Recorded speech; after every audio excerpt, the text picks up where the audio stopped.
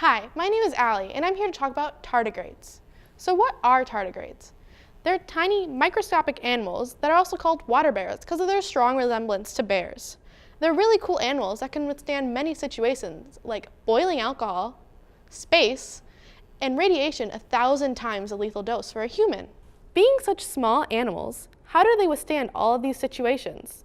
They go through anhydrobiosis. This is a hibernation-like stage where the tardigrade's metabolism goes down to 0.01% of its normal activity. Also, all of the water in its body is replaced with the sugar trehalose, dehydrating it. Doing all of this, the tardigrade curls up into a little ball called a ton.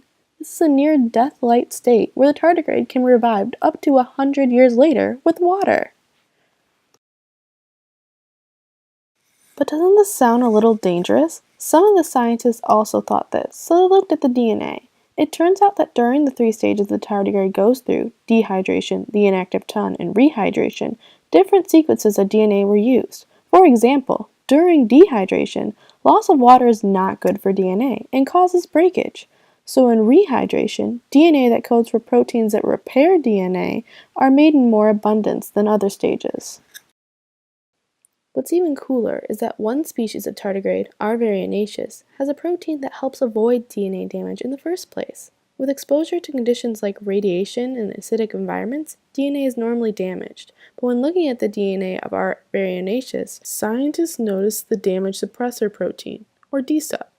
This protein supposedly protected cells from DNA breakage. But how could we see it?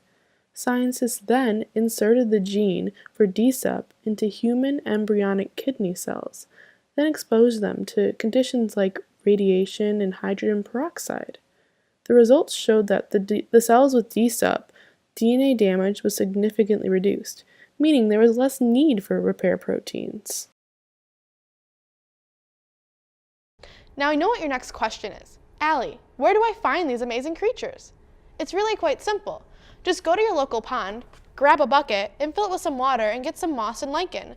Look under the microscope, and you'll find a tardigrade. I hope my video taught you a lot about my little friends, and she hopes that she inspired you to learn even more about her. Have a tardigrade day. Bye!